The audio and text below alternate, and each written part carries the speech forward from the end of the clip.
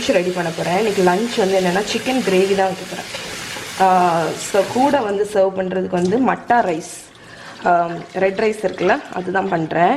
So இங்கே வந்து நான் வந்து ரெட் ரைஸை வந்து கிட்டத்தட்ட ஒரு 5-6 தடவை வாஷ் பண்ணியாச்சு. ஸோ நல்லா வாஷ் பண்ணிடுங்க. ஏன்னா நார்மல் அரிசியை விட இதை நல்லா நீங்கள் வாஷ் பண்ணணும். அப்போ தான் அந்த அவுட்டரில் இருக்கக்கூடிய அந்த ஸ்டார்ச் அதெல்லாம் போகும். ஸோ இப்போ வந்து 1 கப் அரிசிக்கு வந்து நான் வந்து 3 கப் தண்ணி ஆஸ் யூஷுவல் போட்டு ப்ரெஷர் குக்கரில் ஒரு 3 விசில் வச்சு எடுத்துருவேன். நான் யூஸ்வலாக அப்படி தான் வந்து குக் பண்ணுவேன். ஸோ இது செஞ்சு முடிச்சுட்டு சிக்கன் பண்ணும்போது காணிக்கிறேன். ஸோ ரெட் ரைஸ் வந்து தண்ணி ஊற்றியாச்சு. இப்போ மூடி வச்சிடலாம். ஸோ அது வந்து குக் ஆகட்டும். ஸோ வந்து ஃபஸ்ட்டு வந்து சிக்கன் கிரேவிக்கு வந்து நான் அரைக்க போகிறேன். ஸோ ஃபஸ்ட்டு அரைக்கும் போது மறந்துட்டேன் காணிக்க. இதில் வந்து இவ்வளோ பெரிய பீஸ் இஞ்சி, ஒரு ஃபுல் பூண்டு, ஒரு 4 பச்சை மிளகா, அதுக்கப்புறம் ஒரு வெங்காயம் போட்டிருக்கேன். ஸோ இதை வந்து நான் அரைச்சி எடுத்துகிட்டு வந்துடுறேன். ஸோ ரொம்ப ஸ்மூத்தாலாம் அரைக்க வேண்டாம், ரொம்ப குறைப்பாக அரைச்சா போதும். தண்ணி விடாமல் அரைச்சிக்கோங்க. ஸோ இப்போ வந்து கறி பண்ணிடலாம். நான் வந்து கோகோனட் ஆயிலில் தான் பண்ண போகிறேன். So 3 table spoon 3-4 table spoon coconut oil ஊற்றிக்கோங்க. ஸோ இப்போ வந்து இதில் ஆனியனும் கருவேப்பிலையும் போட்டுடலாம்.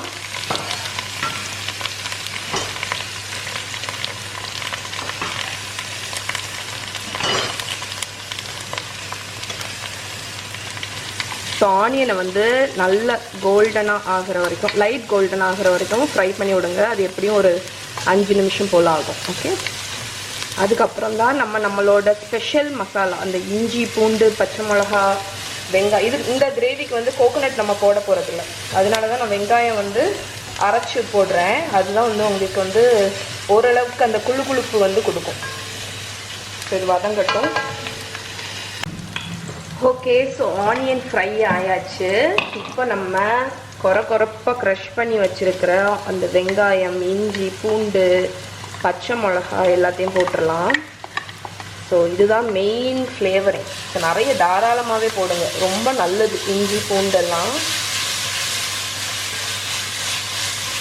ஸோ இஞ்சி இதை போட்டுட்டு எப்படியும் ஒரு 2 மினிட்ஸாக சாட்டே பண்ணி விடுங்க. அப்போ தான் அந்த பச்சை ஸ்மெல் போகணும். ஸோ இப்போ நம்ம இஞ்சி பூண்டு எல்லாமே நல்லா வதங்கிடுச்சு. இப்போ ஸ்பைஸ் பவுடர்ஸ் போட்டுடலாம்.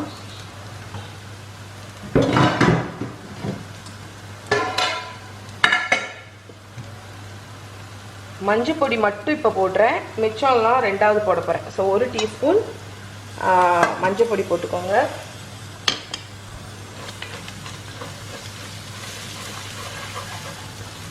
ஓகே, ஸோ இப்போ சிக்கன் எடுத்துகிட்டு வந்துடுறேன். ஸோ இப்போ வந்து சிக்கனை போட்டுற போகிறேன். ஸோ இது கொஞ்சம் டிஃப்ரெண்ட்டாக இருக்கும். ஏன்னா நம்ம யூஸ்வலாக தக்காளி ஸ்பைசஸ் எல்லாம் போட்டு வெறுவினதுக்கப்புறம் கடைசி தான் சிக்கன் போடுவோம். ஆனால் இப்போ நான் வந்து ஃபஸ்ட்டே சிக்கன் போட்டுட்டு அதை வந்து இந்த ஆயிலில் வந்து நல்லா சாட்டே பண்ணி விடப்பேன். ஸோ அப்போ வந்து ஃபஸ்ட்லேருந்தே உங்களுக்கு அந்த சிக்கன் ஃப்ளேவர் வந்து இறங்கிடும். அது மட்டும் இல்லாமல் நல்ல என்ன சொல்ல டேஸ்ட்டும் நல்லாயிருக்கும் உங்களுக்கு. ஸோ சிக்கன் கறி என்ன சொல்கிறதுக்கு, நம்ம இந்தியன் ஸ்டைலில் பண்ணுறது வந்து கிட்டத்தட்ட எல்லாமே பேஸ் வந்து ஒன்று தான். சிக்கனு, வெங்காயம், தக்காளி பேஸ் வந்து ஒன்று தான். ஆனால் அதை பண்ணுற ஸ்டைலு, அந்த போடக்கூடிய இன்க்ரீடியண்ட் எந்த டைமில் போடுறோம் அதை பொறுத்து தான் உங்களுக்கு வந்து டேஸ்ட் வந்து மாறும்.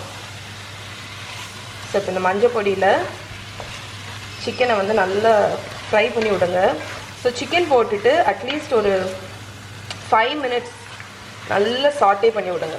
சிக்கன் வந்து அப்படி ஒரு சியர் ஆகணும் உங்களுக்கு. அந்த ஆயிலில் வந்து சிக்கன் வந்து நல்லா பெரட்டி எடுத்து வரணும். ஓகே, இப்போ வந்து சிக்கன் ஒரு 5 மினிட்ஸ் தான் நல்லா குக் ஆகிட்டுருக்கு. இந்த டைமில் நம்ம ஸ்பைசஸ், அதர் ஸ்பைசஸ் போட்டுடலாம். ஸோ ஃபஸ்ட்டு வந்து சில்லி பவுடர் உங்கள் காரத்துக்கு தக்கன, அதுக்கப்புறம் கொத்தமல்லி பொடி,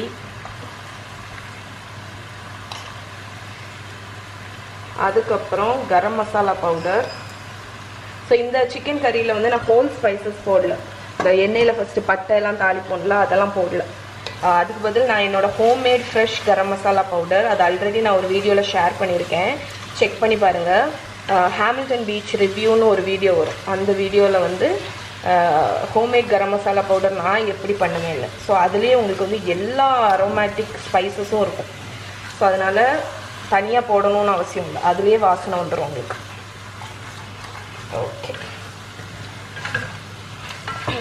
ஸோ ஸோ ஸ்பைஸ் பவுடர்ஸ் போட்டதுக்கப்புறம் நீங்கள் எப்படியும் அதை கொஞ்ச நேரம் கிண்டி கொடுக்கணும், இல்லைன்னா அந்த பச்சை வாடை இருக்கும். ஸோ ஒரு 5 நிமிஷம் ஸ்டர் பண்ணிவிட்டு மிக்ஸ் பண்ணி முடிச்சதுக்கப்புறம் உங்களுக்கு காணிக்கிறேன். ஸோ இப்போ வந்து இந்த கிரேவிக்கு தேவையான உப்பு போட்டுடலாம்.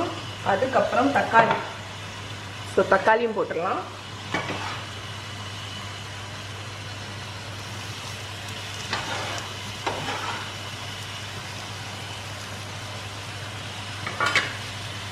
ஸோ இப்போ வந்து இதை மிக்ஸ் பண்ணி விடுங்க நல்லா. ஸோ தக்காளியை அதுக்கப்புறம் நம்ம ரொம்ப மிக்ஸ் பண்ணணும்னு அவசியம் இல்லை, லைட்டாக கம்பைன் பண்ணி விட்டுட்டு நம்ம வந்து இதை வேக வைக்க போகிறோம். ஓகே, ஸோ இப்போ இந்த கறிக்கு தேவையான தண்ணி எடுத்துகிட்டு வந்துடுறேன். ஸோ நீங்கள் வந்து உங்கள் கிரேவிக்கு எவ்வளோ தண்ணி தேவையோ அதுக்கு தக்கன ஊற்றிக்கோங்க. நம்ம இந்த குழம்புல வந்து தேங்காய் போடலை, அதனால அந்த திக்னஸ் வந்து நீங்கள் வந்து அட்ஜஸ்ட் பண்ணி ஊற்றிக்கோங்க. உங்களுக்கு அந்த வெங்காயம் போட்டிருக்கோம்ல, அதுலேருந்து தான் திக்னஸ் வரும். அதனால் ரொம்ப ஓவராக ஃபஸ்ட்டு தண்ணி ஊற்றிடாதீங்க. ஃபஸ்ட்டு கொஞ்சத்தில் ஆரம்பிச்சுட்டு சிக்கன் வெந்துட்டு கடைசி குழம்பு ரெடி ஆனதுக்கப்புறம் எக்ஸ்ட்ராவாக தண்ணி தேவைன்னா நம்ம கடைசி கூட ஆட் பண்ணிக்கலாம். ஸோ ஃபஸ்ட்டே தண்ணி ஊற்றிட்டிங்கன்னா நீங்கள் வந்து தண்ணியாட்டு குழம்பாயிடும், ஏன்னா சிக்கன்லேருந்தும் தண்ணி வருமா, அதனால். ஸோ இப்போ வந்து இதை மூடி போட்டு நம்ம வந்து ஒரு 20 to 25 மினிட்ஸ் இது நல்லா குக் ஆகட்டும். குக்காகி முடித்தவொன்னே காணிக்கிறேன். ஸோ இங்கே பாருங்கள் ஃப்ரெண்ட்ஸ், நம்மளோட சிக்கன் கறி ரெடி ஆகிடுச்சு. ஸோ நான் வந்து தண்ணி ஊற்றுனது வந்து எவ்வளோ கரெக்டாக இருக்குது பாருங்கள், ஏன்னா சிக்கன்லேருந்தும் தண்ணி வந்ததுனால கன்சிஸ்டன்சியுமே நல்லாயிருக்கு. ஓகே, ஸோ நாங்கள் இப்போ வந்து இதை என்ஜாய் பண்ண போகிறோம் லஞ்சுக்கு.